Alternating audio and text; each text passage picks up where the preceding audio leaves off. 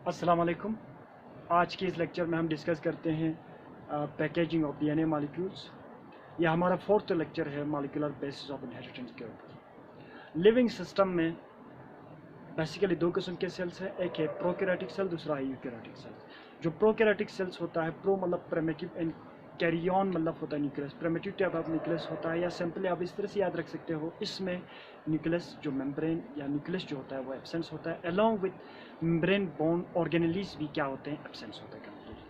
अब जब इसमें न्यूक्लियस एब्सेंट है तो इसमें जो जेनेटिक मटेरियल प्रेजेंस होता है, जो DNA molecules, circular DNA molecules presence होता है प्रोकैरियोट्स में, वो साइटोप्लाज्म में हर जगह प्रेजेंस नहीं होता, एक पर्टिकुलर रीजन्स में प्रेजेंस होता है along with positively charged molecules के साथ, क्योंकि डीएनए का चार्ज नेगेटिव होता है और उसमें पॉजिटिवली चार्जड मॉलिक्यूल के साथ बॉन्डेड फॉर्म में प्रेजेंस होता है, उस रीजन्स को न्यूक्लियोइड कहते हैं। इसी तरह से यूकैरियोटिक सेल्स में एक वेल डेवलप्ड न्यूक्लियस होता है जिसके अंदर डीएनए प्रेजेंस होता है। डीएनए अकेला प्रेजेंट नहीं होता, वहाँ पे डीएनए जो मॉलिक्यूल्स होता है प्रोटीन्स के साथ बॉन्डेड फॉर्म में होता है।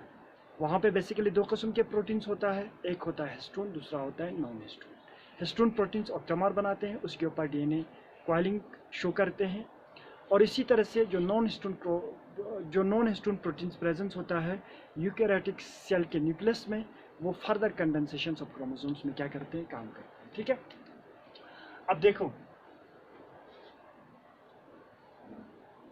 पैकेजिंग ऑफ डीएनए मॉलिक्यूल्स या डीएनए हेलिक्स। ठीक है, आप लोगों को पता होगा the distance between the two nucleotide chains presence in the DNA is 0.34 nanometer. अगर हम इसको मीटर में या बेस पेयर में कन्वर्ट कर दें तो ये कितना होता है, ये होता है 0.34 इंटू 10⁻⁻⁹ मीटर, या बेस पेयर भी आप कह सकते हैं।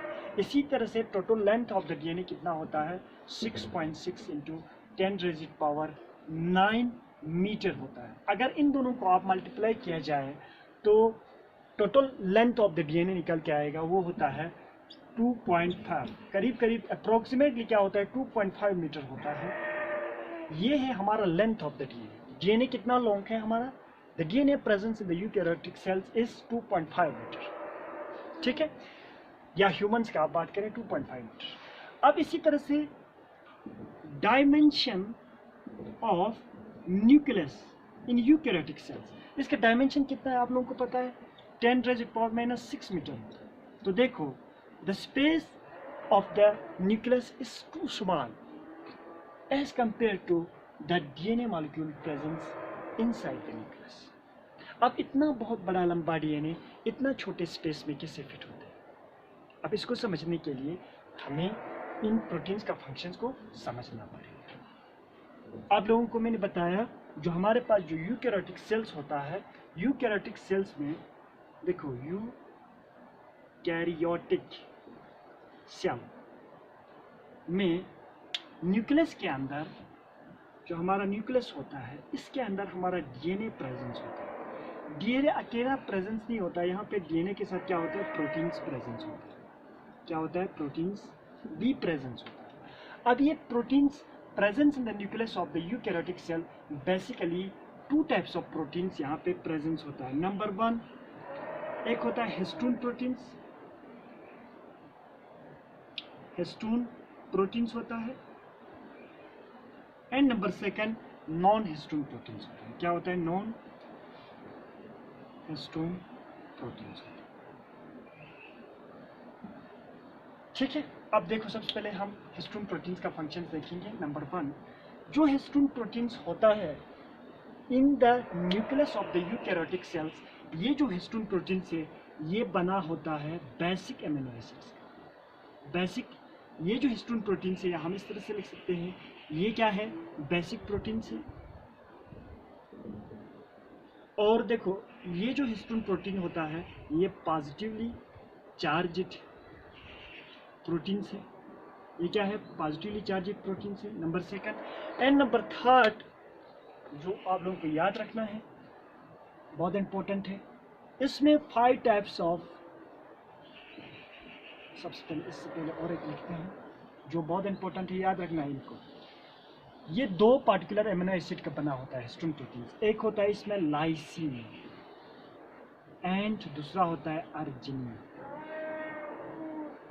ये दो प्रोटीन्स का बना होता है, lysine and arginine presence in the histone proteins. Histone protein किसका बना होता है? लाइसिन एंड अर्जिनिन का। और ये क्या है? एमिनो एसिड्स है।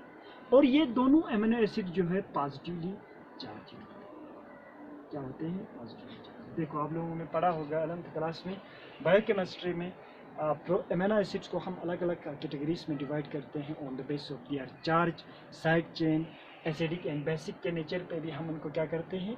क्लासीफाई करते हैं। ये बेसिक है, पॉजिटिवली चार्ज है, मोस्टली लाइसिन एंड अर्जिनिन का बना है। अब यहाँ पे जो हिस्टोन प्रोटीन्स होता है basically 5 types of histone proteins होता है। 5 टाइप्स ऑफ हिस्टोन प्रोटीन्स, ठीक है, इसको भी याद रखना, ये भी इंपॉर्टेंट है। देखो H1 होता है, H2A होता है, H2B होता है, ये 2 है हाँ, और इसके बाद H3 होता है, H4। क्लियर है यहाँ तक? ये देखो H1 को छोड़ के बाकी जितने भी हैं ये ट्वाइस होता है, 2 बार होता है। H2A, H2B, H3 and H4 ये क्या होता है? ट्वाइस होता है, जिसकी वजह से यहाँ पे क्या बनते हैं? ऑक्टामर। ऑक्टामर बनते हैं। ऑक्टा मतलब क्या होते हैं? 8, मर मतलब सब यूनिट, 8 सब यूनिट का एक कम्प्लेक्स बनते हैं, ठीक है। और H1 का फंक्शन अभी मैं बताता हूँ। देखो अब ये हो गया हिस्टोन। अब सबसे पहले हम ऑक्टामर को समझते हैं, ठीक है। सपोज ये हमारे पास एक ऑक्टामर है। क्या है? एक ऑक्टामर है जो किसका बना है? जो H2A, H2B, H3, H4 इन हिस्टोन्स का बना है। लेकिन ये सिंगल नहीं है, ये डबल डबल, ये 2 बार, ये 2 बार, ये 2 बार, ये 2 बार, ठीक है। सब 2 बार है, 2 फ्रंट में 2 पीछे, ठीक है। इनका चार्ज क्या है? पॉजिटिव है, क्योंकि histone protein arginine and lysine का बना है, ये पॉजिटिव एमिनो एसिड्स। अब इसके ऊपर क्या होता है? हमारा जो डीएनए मॉलिक्यूल्स है, हमारा जो डीएनए, मैं रेड कलर से बनाता हूँ, हमारा डीएनए मॉलिक्यूल्स, ठीक है। हमारा जो डीएनए मॉलिक्यूल्स है इस तरह से, इसके ऊपर क्या होता है? इस तरह से रैप हो जाता है, इस तरह से क्वाइलिंग हो जाता है, ठीक है। और यहाँ पे जो 2 एंड यहाँ से निकलते हैं, रिलीज होते हैं, इसको यहाँ पे सील करने की यहाँ पे एक particular type of histone proteins आते हैं, उसका नाम है H1 हिस्टोन। अब देखो फंक्शंस ऑफ H1 हिस्टोन क्या करते हैं? ये सील करते हैं 2 एंड्स ऑफ द डीएनए, ठीक है। अब इसके बाद देखो इसको हम क्या कहते हैं? इसको कहते हैं न्यूक्लियोसोम। क्या कहते हैं? न्यूक्लियोसोम।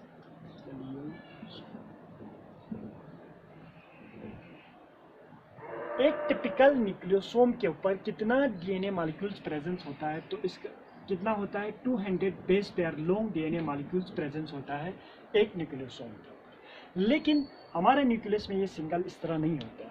इस तरह से बहुत सारे रिपीटिंग यूनिट्स होते हैं। किसका? न्यूक्लियोसोम का। इस तरह यहाँ पे भी होंगे, इस तरह यहाँ पे भी होंगे। ये भी 4 सब यूनिट का बना होता है, आगे से 4, पीछे से 4, तो टोटल कितना बनते हैं? 8 सब यूनिट। और देखो ये बीच में जो है ये क्या है? ऑक्टामर है। ऑक्टामर ये किसका बना है? H2A, H2B, H3 and H4 histone proteins का। और ये ट्वाइस है, ये याद रखना आपको। अब देखो ये है H2A, H2B, H3 and H4। इसी तरह से H2A, H2B, H3 and H4, ठीक है। अब देखो ये जो डीएनए मॉलिक्यूल्स हैं, अब ये इस तरह से रन करते हैं और ये इसके ऊपर इस तरह से हो जाते हैं, फिर ये इस तरह से। बहुत सारे इस तरह के स्ट्रक्चर्स होते हैं हमारे न्यूक्लियस के। ये इस लॉन्ग डीएनए मॉलिक्यूल्स को हमारे न्यूक्लियस में, जिसमें स्पेस कम है, इस तरह से अरेंज रखते हैं, तभी वो उसके अंदर क्या होते हैं? फिट होते हैं। अब देखो यहाँ पे भी क्या होंगे? H1 हिस्टोन होंगे, इसको सील करेगा। और यहाँ पे भी क्या होंगे? H1 हिस्टोन होंगे, H1। ये भी क्या होंगे? H1। और इनके बीच में जो डीएनए मॉलिक्यूल जो प्रेजेंस होता है, ये क्या है? डीएनए मॉलिक्यूल, इनको कहते हैं लिंकर डीएनए, लिंकर तो आप लोगों को पूछ सकते हैं what is linker DNA? The DNA presence between the to nucleosome is called linker. अब देखो इस एक यूनिट को हम क्या कहते हैं? न्यूक्लियोसोम कहते हैं। Repeating unit of nucleosome is called, क्या कहते हैं उसको? उसको हम कहते हैं chromatid. Thread-like structures, thread-like body presence in the nucleus of the eukaryotic cells is called chromatids. ठीक है, यहाँ तक क्लियर है? अब इसके बाद देखो ये जो क्रोमैटिड्स है ये फर्दर क्या होता है? कंडेंसेशन होता है at the time of cell division. ये जो क्रोमैटिड्स है, ठीक है, ये जो स्ट्रक्चर्स है हमारे न्यूक्लियस के अंदर, ये क्या शो करते हैं? फर्दर कंडेंसेशन शो करते हैं। कंडेंसेशन, ये फर्दर कंडेंसेशन शो करते हैं। इसके लिए फर्दर कंडेंसेशन के लिए यहाँ पे नॉन हिस्टोन प्रोटीन्स की रिक्वायरमेंट होगी।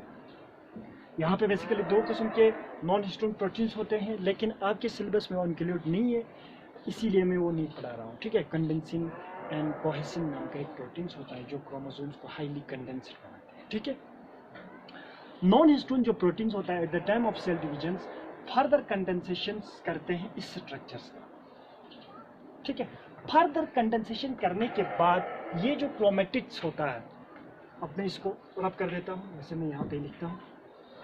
ठीक है, नॉन हिस्टोन प्रोटीन्स का आप लोगों को फंक्शंस पता चला, further condensation at the time of cell division. अब ये जो फर्दर कंडेंसेशन होने के बाद ये जो क्रोमैटिड्स है ये दो किस्म के होते हैं। एक इसका दो रीजन्स होता है। सपोज ये क्रोमैटिड्स है हमारा, ये जो हमारा क्रोमैटिड्स है, सपोज एक रीजन ये है, दूसरा रीजन ये है। ये हार्ड इस तरह से ज्यादा डार्क होते हैं, कुछ रीजन्स क्या होते हैं? लाइटली डार्क होते हैं। अब देखो जो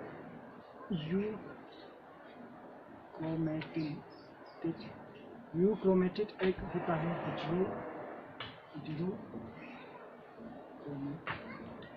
जो क्रोमैटिड होता है वो दो किस्म के होता है, एक होता है यूक्रोमैटिड, दूसरा होता है हेटेरोक्रोमैटिड। ये जो यूक्रोमैटिड होता है ये लाइटली डार्क, लाइटली कलरिड होता है या लाइटली स्टाइनिड होता है। इनमें जो कलर होता है कम होता है। ठीक है, दूसरा ये जो होता है ट्रांसक्रिप्शनली एक्टिव होता है। दूसरा ये क्या होता है? Transcriptionally active. मतलब क्या हुआ? ट्रांसक्रिप्शनली एक्टिव, इसके सॉरी एक्टिव होता है। ट्रांसक्रिप्शनली ये क्या होता है? एक्टिव होता है। ये क्या होता है? डार्कली, हेटेरोक्रोमैटिन क्या होता है? डार्कली स्टाइनिड होता है, डार्कली स्टाइनिड होता है। और ये ट्रांसक्रिप्शनली इनएक्टिव होता है। जो क्रोमैटिड बनते हैं further condensation of the chromosomes या न्यूक्लियोसोम की वजह से जो क्रोमैटिड बनते हैं at the time of cell division, इसमें दो रीजन्स होते हैं। एक रीजन्स लाइटली कलरिड होते हैं, लाइटली स्टैनिड होते हैं, जिसको हम कहते हैं यूक्रोमैटिन, और उसमें जो जिन्स प्रेजेंस होता है वो फंक्शनल प्रोटीन्स बना सकते हैं। तो इसमें जिन्स प्रेजेंस होता है वो ट्रांसक्रिप्शनली एक्टिव होते हैं। लेकिन इसमें जो डार्कली कलर होते हैं उस क्रोमैटिड्स का, उसको कहते हैं हेटेरोक्रोमैटिन्स। उसमें कोई जिन्स नहीं होता है और हम उसको कहते हैं ट्रांसक्रिप्शनली इनएक्टिव। ठीक है, that is all about the packaging of DNA molecules. I hope you will understand. Thank you.